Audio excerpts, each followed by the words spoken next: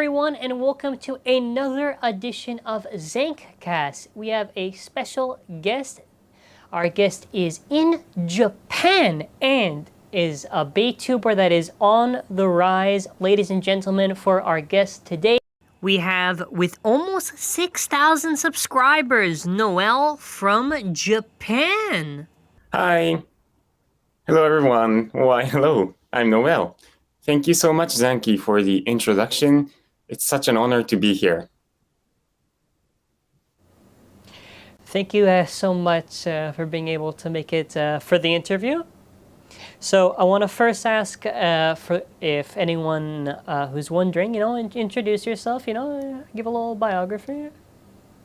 Well, thank you so much. I upload Beyblade videos starting from reviews, unboxings, and ASMR videos.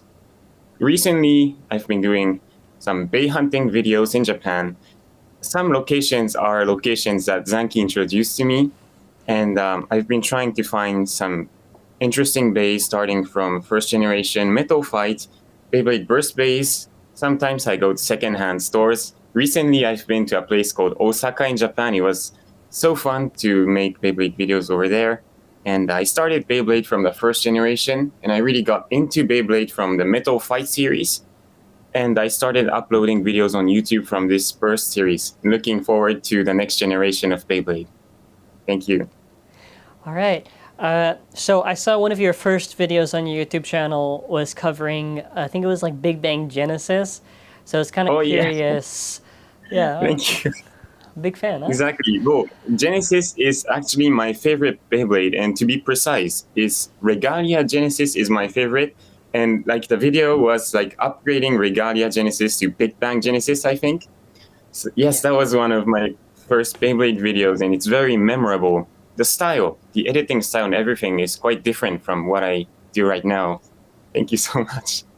So what I was wondering, because you said you basically went through all the generations, so yes. What enticed you specifically with the Burst generation to get back? Because I know a lot of people maybe kind of take some breaks, but then after try to get to the new stuff. So I'm just a little curious on that. Oh yes. So that was the first Beyblade video that I uploaded. Although I was back since the Beyblade Burst generation started. Right away, I purchased bays from the first Valkyrie and Spriggan, also Beyblade Burst God. But what enticed me to upload videos on YouTube was Genesis. And since I was watching the anime at the same time, Gwyn was my favorite character. He kind of inspired me a lot. So I don't know why, but this energy came from the GT series. And since I was always a fan of YouTube, I was working for a company for 2 years. And that was when I quit the company. So I started uploading since then. Well, okay. So I want to kind of just get your perspective on it, because it's a very unique perspective, because you live in Japan. It's going to be a two-parter on this one, but you live in Japan. I'm just curious, what's the experience like, because you are essentially at the source of the official Beyblade, Takara Tomy. Thank you. Well, I have been to the Takara Tomy office and everything, and it's awesome. It's like a dream for me, because I haven't been. I grew up in Japan, although I'm from Monaco. So it's a country in Europe, and I was always a fan of Beyblade, Koro magazine, and everything. And since I was in Monaco, I couldn't get easy access to these things. I came back to Japan every year because my mother is Japanese, but now I am in Japan. I am based here, so it's like a dream for me, and I understand how it is for Beyblade fans around the world to be able to watch videos of Beyblade and how fun that is. So what I do on my channel is I try to share this experience of being in Japan, going to stores, purchasing bays, and it's really like a dream. Even for me, I have been in Japan for a couple of years now, but every time I go to stores, purchase bays, go to Beyblade events, I feel how lucky I am, and I am really grateful for being here. And I think a lot of people can see on your channel, because I think it's really unique to see your vlogging style. and just covering it, because obviously a lot of people who watch Beyblade, it's just like the West. It's like, the Target, the Walmarts, but to really see in Japan and really like see like that experience, I think is really good that your channel has, and it's very nice to see. So obviously I mentioned seeing the original source of Beyblade, Takara Tomy. Now in the West, Yes. there's Hasbro, right? Now, I'm a little bit Yes. curious on your perspective on it, because you basically already have the original base, but for us here, when we have to deal with Hasbro, it's like... Okay. Well, the first Hasbro base that I got were actually the Pro Series Beyblade that you sent me, Zankye. Thank you. And I think it was so nice to be introduced to Hasbro base from the Pro Series, because the Pro Series are like... It's hard to distinguish from Takara Tomy base, although since I watch your videos, Zankye, your videos, your reviews of Hasbro base, Quad Drive base, the upcoming Quad Strike and everything, I think that it's very interesting, and it's different. I mean, it's like almost watching something that's different. It's honestly, it's sometimes sad when Hasbro remove essential gimmicks that Takara Tomy have added to the base. That's kind of sad. So, but since I don't have them, I just kind of watch them, and I hear your honest reviews, and I totally enjoy them. I greatly appreciate... Sorry. It's fair. It's fair. And it's a good thing you talked about with the Pro Series, because I think what's the issue is because obviously Hasbro has their incentives to basically, do the base how they do it. But like, for a lot of people, it's not easy to afford the original Takara Tomy release. So like Pro is basically like the only other way, because some even don't want to like order online or all that stuff. So I think it's a good point that you make, that it's probably like the best way to experience TT. And that's at least one thing that's good about it. So obviously that you're in Japan, and a big thing with Beyblade is the tournament events. So I'm a little bit curious if you could share a little bit of your perspective on the WBBA events that Beyblade has. These are like G4, like the store level, that type of stuff. I'm curious on your thoughts and your perspective on it, or experience. It's such a big event. We have these tournaments starting from small store events. I have participated in some of them. There are like huge toy stores around this area where they host tournaments. I truly enjoyed participating in them. Although I don't really remember winning, I totally enjoyed the experience. And the biggest event, one of the biggest events in Japan that Takara Tomy is part of, is called World Hobby Fair. I have participated in casual tournaments that were hosted during that event. So just kind of curious on that, because you're talking about the World Hobby Fair. So it's very unique, because with the World Hobby Fair, they have like challenges. Like I remember there was like one, like there's like sometimes store stuff where like they have like burst dive for it, or the recent ones like defeat like Ultimate Divine Belial. So I'm curious, were you able to see any of those like sort of challenges stuff, or even participate in it? Yes, I saw those events, and I remember getting like the dark, and it's very, very nostalgic and exciting to see those events. Yeah, and I think it's really fun how they've incorporated the challenges. So we were fortunate enough to be in Japan during the Metal Fight Saga. So to give context to anyone who's listening, in Japan they had like a challenge machine. Is an arcade machine. It's basically just like they mounted just a bay there, and you basically had to like kill it. And you would have a bay pointer card, and there'd be different levels to it. And I'm pretty sure it was like something with the tournaments or events, but you'd get stickers for it. And I'm pretty sure it's something along the lines of, because of those levels and stuff, or participating, they had like prizes where it could just be like a clear wheel. There's like the green Pegasus face bolt. I remember specifically that it was like Anubis was one of the hardest things to get, because they locked it and like, okay, you got to participate in these events. And I think what's cool more recently is kind of how a little bit more accessible the prizes are now, because it could just be how old it was. But like, now you talked about, some of the challenges and stuff. And I think it's what's good is they give a lot of opportunities for people to participate. And something I'm kind of curious on, because since you're in Japan, unlike, let's say, something in the WBO, which has legacy formats, how they do it is just, it's from the start to the finish.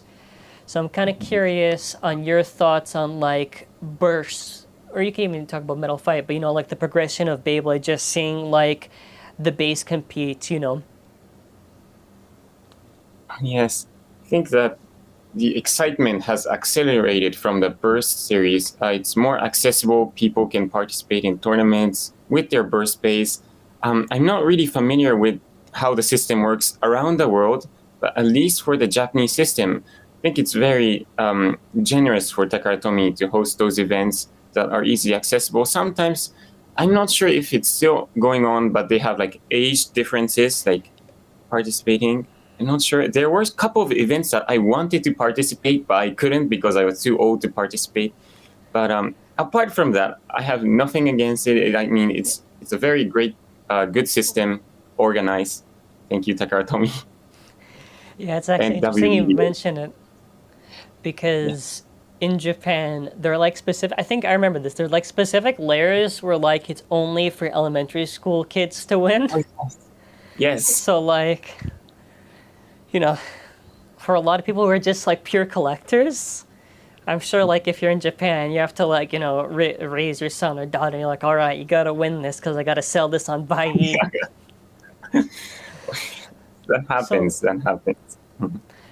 What I'm wondering about, because we're talking about competition, I'm kind of curious on what's your preference, because for a lot of people that do Beyblade, sometimes it can just be for fun. You know, I like to just battle the anime combos, for an example, or maybe like the more competitive side. Like, maybe it could just be both. It could be both, but you know, like, what is your preference?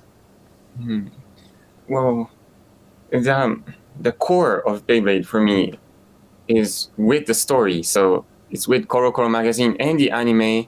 So that's why I enjoy watching the anime. And every time I see gimmicks activate in real life, I get like a flashback of the anime scene with the music and everything. I rewatch the anime series many times. So more like a watch the animes and I collect base. Although I enjoy battling base with different combos that, you know, are called, I think, more competitive. I do enjoy that. But every time I make, like, I try to make competitive combos, I put the combos back to their stock combo Yeah. because that's more close to the anime. So I enjoy it. Yeah, and I think it's a lot of fun, and I think credit to where Burst is due. I think probably did the best way to showcase a lot of the gimmicks, and it's very exciting. And I think with BU, which is really interesting to talk about because there's no animation, Oh, so yes. a lot of it is like them just relying. Well, okay, well, in fairness to Takara Tomy, what they did was there was no anime, but what they did was they did like an hour like of old episodes of a compilation. So Oh, it's yeah. good marketing, and I believe they just like shoved in like an advertisement of the Bay. But you know, I'm curious because it's more recent. You know, what were your thoughts on BU? Well, the releases were pretty interesting, and some of the gimmicks were kind of unexpected, and that made it more interesting. The case for Hyperion and Helios. I mean, I didn't really expect that gimmick to come in, like the Eclipse gimmick and things, but it's nice to see Base come back, and it was fun because we saw many people guessing what was the next release. Is it going to be like another evolution of the previous Bay? It was fun guessing, even if we didn't have the anime. We already have the memories of the Bays and the characters that were introduced in the early seasons until DB. So BU was different from the previous seasons, but it was a fun season, especially if you enjoyed the whole process of coming here from the beginning of Burst to DB and the final release, Barricade Lucifer, the Easter egg that you uploaded on YouTube. That was such a like a fun message from Takara Tomy. Thank you to the Bladers. So I'm curious because of the whole evolution talk. Was there any Bay you wanted an evolution for? Like, it doesn't have to be like it could be anything. It could be anything in Burst. That was like if you had to pick that one, that was that Bay that you wanted to see evolve to like BU. Yes, of course, Genesis. Definitely. the Infinite Lock was such a fun system. Overdrive was good as well, and I think at least I wanted to see one more electric driver, like an evolution of the hybrid driver. That would have been fun.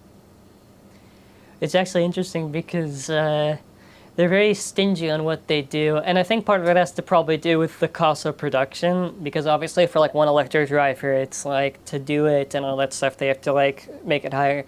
Although Imperial Dragon, most of the costs are on that box, because like Imperial's like this much, and the box is like, so okay, I don't know, that's how they compensate. But I did enjoy, because we were talking about like the bulky drivers, the shot driver from Savior. Oh yeah. I think when they do like, I like when they experiment, because obviously, you know, like there's always like the good drivers, right? But like I prefer, even if we get bad ones per se, but I like the experiment because that's like the most fun, because you never know. Maybe it's bad, or maybe there's some entertainment. And I feel like in a realm of like, okay, yeah, competitive matters to like this extent, I feel like it's still okay to just have something that's just not good, but entertaining, like you were talking about. Yes, and shot driver is definitely one of them. Such a fun driver. So out of the gimmicks you've seen for Takara Tomy do, okay, you can't say Genesis. You can't, okay. Okay. No Genesis, all right. Genesis. What was your favorite gimmick that you saw Takara Tomy do? Could be a lair, could be like a driver gimmick. I'm a little curious because we've gone through like, I think like 7 layer series or something along those lines. So like there's like a large like catalog. There is. I have always been a fan of the free spinning gimmick, and Clay Aries, the Eternal Defense spin track, was one of my favorites. That's why I kind of like the 2B chassis from World Spriggan, and I like the fact that the stock combo was for Spriggan, but if we use Achilles with the Infinite Sword and Infinite Shield, you get the chassis rotating for defense mode and locked for attack mode. I think that's a fun gimmick. That's a really fun gimmick, and since I like free spin things, I'm going to pick that one. It's also really cool because with 2B, there's a little bit of mystery to it, because we basically had to keep seeing what rings wouldn't lock and would lock, like even to the end.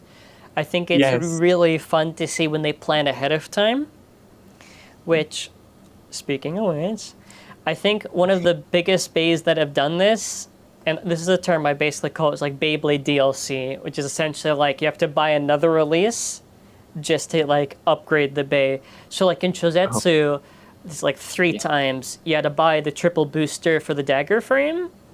You had to buy, I'm trying to remember, the Extend Plus, the Achilles like launcher set, the Geist Fafnir one, and then after for Belial and Divine, they basically set up where it's like, hey, okay, if you get this release, you upgrade it. So I'm kind of curious on your thoughts on how they did the whole upgrading thing, because you're in Japan, you're a consumer of the product, and I feel you have a more unique perspective than, let's say, like someone here would have. Oh, yes. It's fun to upgrade the bay, although once I see perfect Divine Belial, I sometimes think, oh my god, this Beyblade is super expensive. But, and since we've been talking about the anime, by watching the anime, for bladers like us who like anime, we want to make the same bay as the characters in the anime. So the case for Geist Fafnir was the Proof frame, I think, and Free is a famous character. So all the bladers who like Free want to make the same Geist Fafnir as Free. So we had to purchase a set.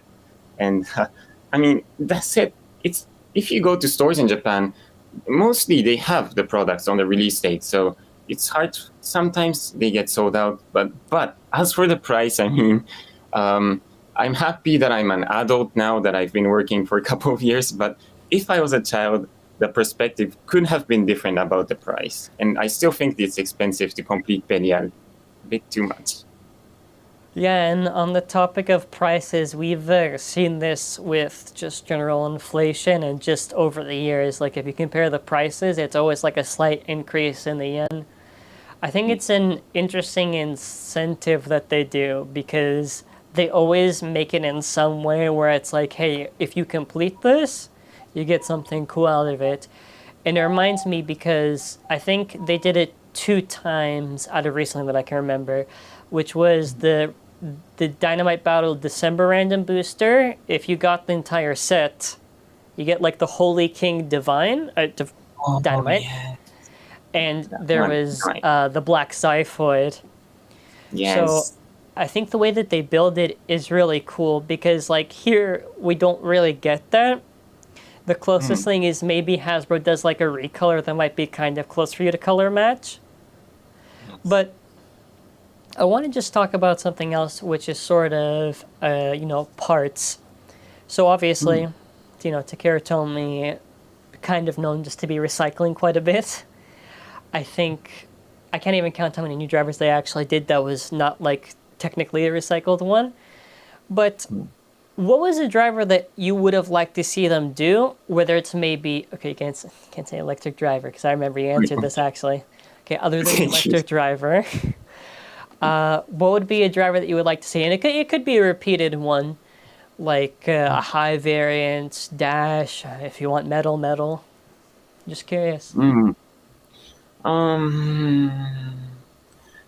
As for drivers, I mean, there are several drivers that were super rare, such as the metal bearing drift driver. I mean, at least they made bearing drift, but it would have been nice to see that again.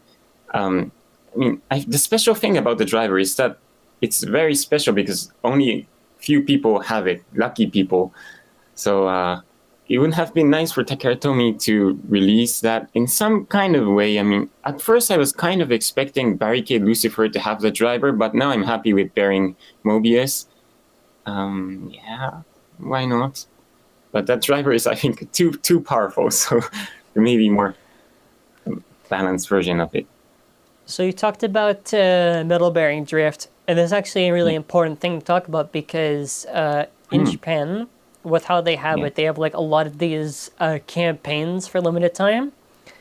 And so like to give some context to the viewer that's listening, in Japan, for an example, okay, there's 2 different types. There was the Rare Bay Get Battle, which eventually went to the Rare Lair Get Battle because they didn't want to do the full bay, which was this like RNG thing where you basically had to keep clicking on like the machine, and then after like maybe you got lucky.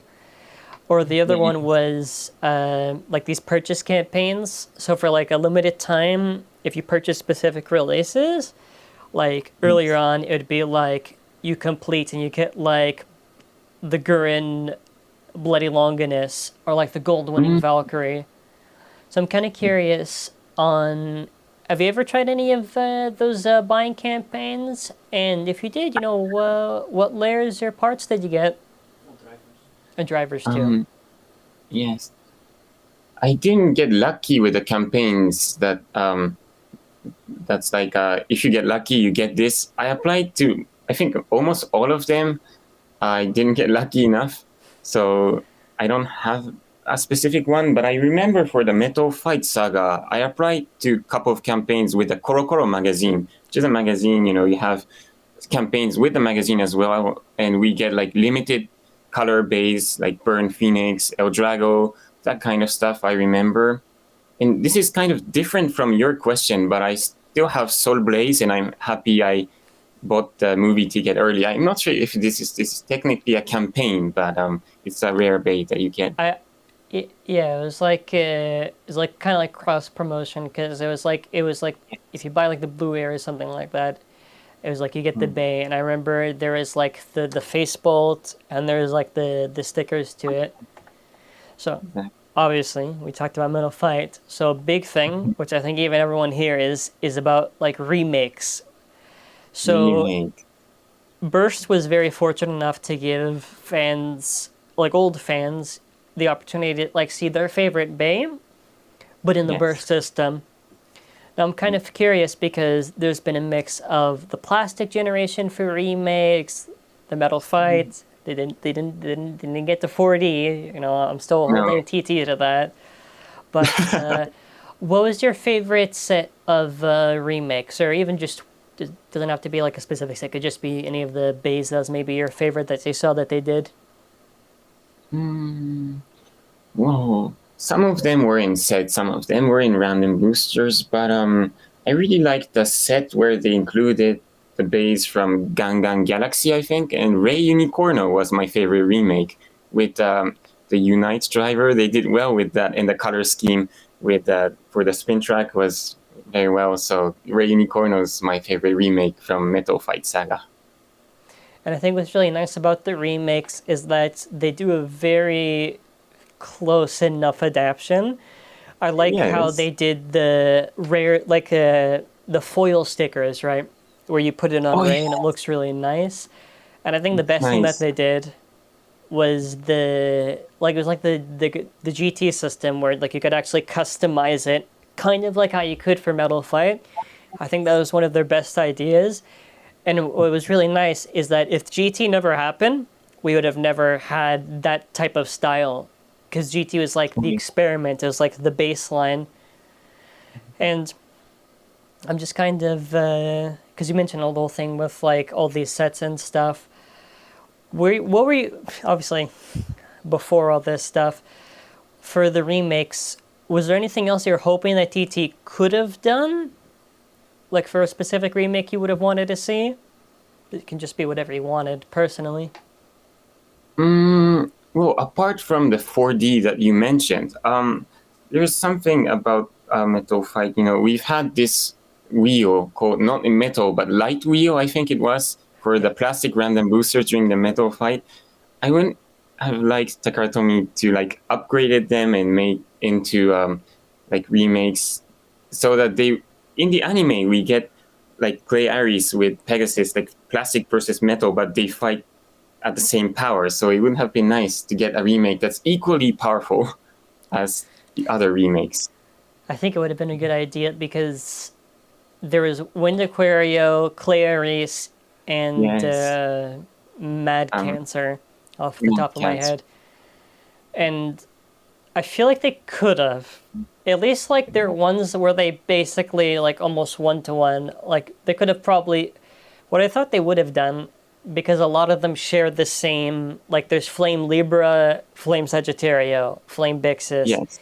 I would have thought they would have just slightly repurposed some of them to do some other remakes. But I think a limitation on Takara Tomy is, aside from COVID, it's what parts they make. The only time I can remember that they made a new part was for Storm Pegasus. But the reason was really weird, because they're like, it's close to Rubber Flat, but that's what Extreme is. So I feel like when they made Quick Dash, they're like, okay, what are we going to throw in it? Just remake. So for specific remakes, it's always interesting to see, because some of them aren't completely accurate. And I've talked to a lot of, plastic and Metal Fight fans. I feel like they're not 100% sometimes, but I do appreciate it, because I'll take it over nothing. And I'm gonna tell you something, which I don't know if you know this, but Hasbro basically covered up to Wahlberg for the plastics, and for like that's it. There's no Gaia Dragoon. There's no they literally not a single Metal Fight that they did. What's funny actually is that they were supposed to do one, which was Storm Pegasus during Hypersphere. And Hypersphere is basically like just like big sphere bottoms, like circular basically. But the thing is, because basically Hasbro doesn't know how to market, the remakes don't do well. And you mentioned a really good thing, which was how Takara Tomy is smart how they do it, because they do the big sets, but they do it in the random boosters. And they always make sure they add a little extra to it, at least during BB. Because you remember, like, they did, like, the Painted 6, the Painted 10. Oh, yes. Right? They did. And I feel like with Hasbro, they just didn't know what to do. And there's, like, no more. And it's kind of sad, because I feel like they can, but, it just happens. Now, there's two things which are very unique to Japan. The Beyblade Museum and the Beyblade Bar. Oh, yes. These are things we don't have Yes. here. And just to give context, Beyblade Museum is basically, I think it's more recently and it was like DB promotion, but I remember they had like a lot of concept arts of the DB bays and a lot of stuff on display. And the Beyblade Bar is basically like a nice little bar, and they have like Beyblade themed stuff, and there's a free play area, and they also have like a lottery, I believe.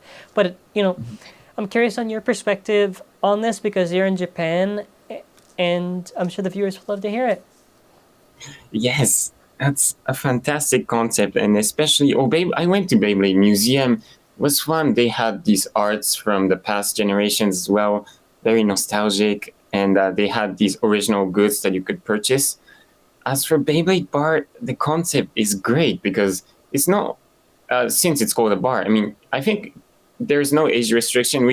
Everyone can go, but I thought it was nice for even adults because you get those memories from like growing up, and you get this free play area, and you get your favorite drink or whatever, and it's so fun to have those places. And even in Japan, we don't have.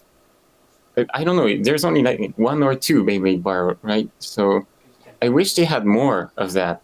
And I don't live close to Beyblade Bar, so I can't go very often. But it's very nice that they did that. Great idea.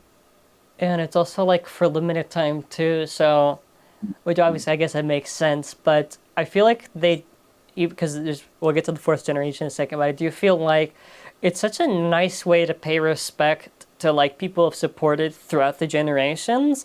And he talked a lot about, I love the idea of like being like everyone's welcome, doesn't matter what generation. And I think that's like a core aspect of Beyblade, just the welcoming aspect. And everyone can just feel like, oh, even though I'm really old and I was in the plastic gen, it's really nice to see, because they had like really nice like displays of like the old stuff, and I'm like, wow, because like there's a lot of rare stuff in there, and it's so cool to see how they kept it. So the next thing I want to ask, because you do YouTube content, so what type of content do you really enjoy doing? Because I know you've done YouTube shorts, I know you've done like the vlogging and reviews, battles, lives, what type of content do you really just enjoy doing? It doesn't have to be like 100%, just maybe like, I kind of lean towards there.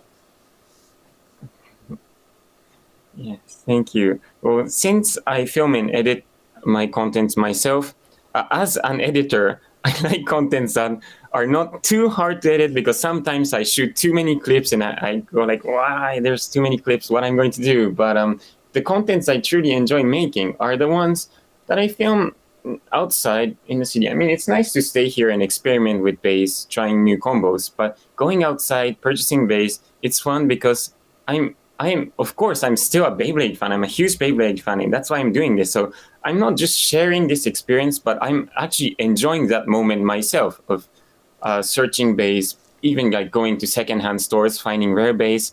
That's also new to me. So I like making that content and sharing that content. So the recent bay huntings are definitely fun to make.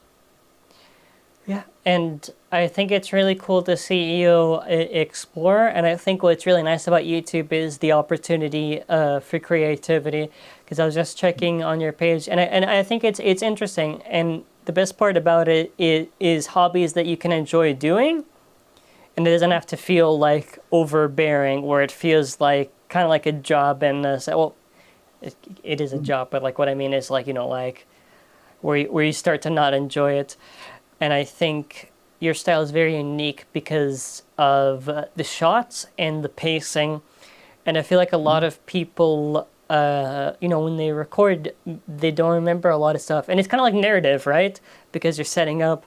And I have experience with you have talked about, where it's like a lot of shots and it's like really deciding on what to use. And, it's not an easy process, because especially, maybe you just want to do something just like quickly or whatever, or you're just not 100% on it. But I feel like what's really fun about the process that you talked about is just seeing the end product, because that's like, the happy moment that you feel like, oh, I finally completed it? Yes, I agree. Totally agree about that. So, what are if you have any? What are your goals for content creation this year? Because I know there's the Gen 4, which I guess is, okay. Well, if there's Gen 4, I guess it'd be Gen 4. But is there anything you plan on doing? Maybe just experimenting or Beyblade stuff. For viewers who are wondering a little bit more about what you want to do for your channel for this year, just curious on your thoughts. Thank you.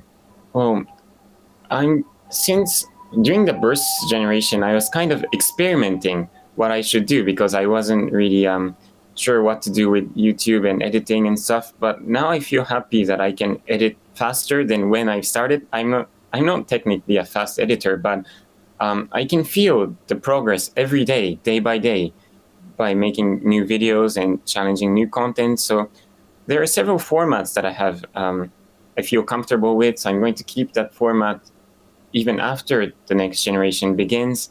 I will try the goal, to be specific, is to be able to share this experience in Japan. And I think that being in Japan is definitely something that's unique, and not just being in Japan and reviewing Beyblades, but doing that in English, because I see some Beytubers in Japan, but most of them speak Japanese. So I wanted to share this fun experience of being in Japan accurately by using English through YouTube.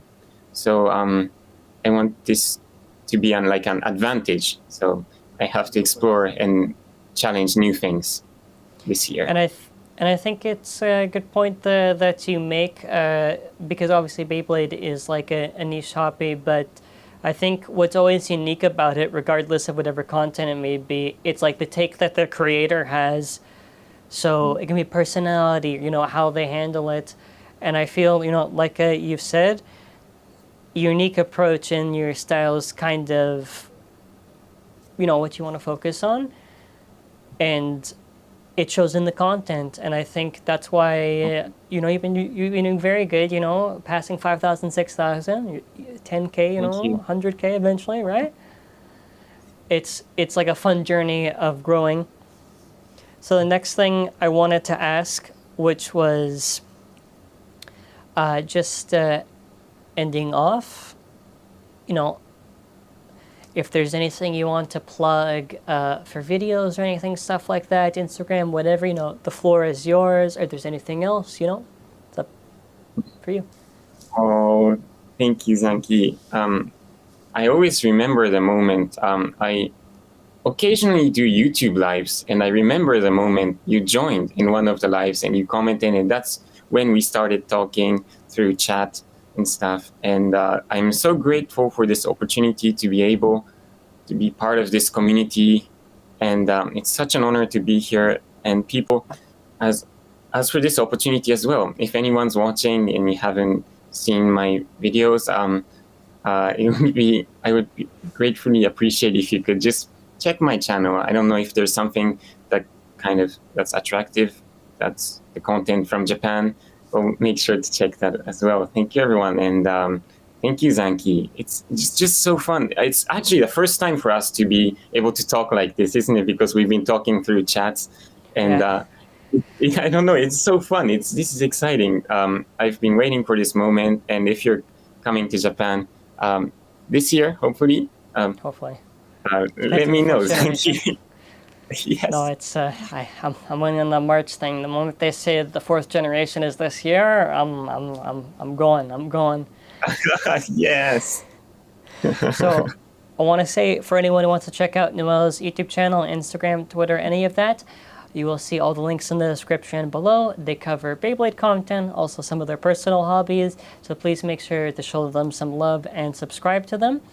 And that's going to be it for this ZankCast. I want to thank Noel for giving some time, because for you it's like in the morning, so I greatly appreciate dedicating some time to just do this. That's so great. Talk to you and everyone. Thank you so much. Alrighty. Thank you all for watching, and have an amazing day, and bye. Bye.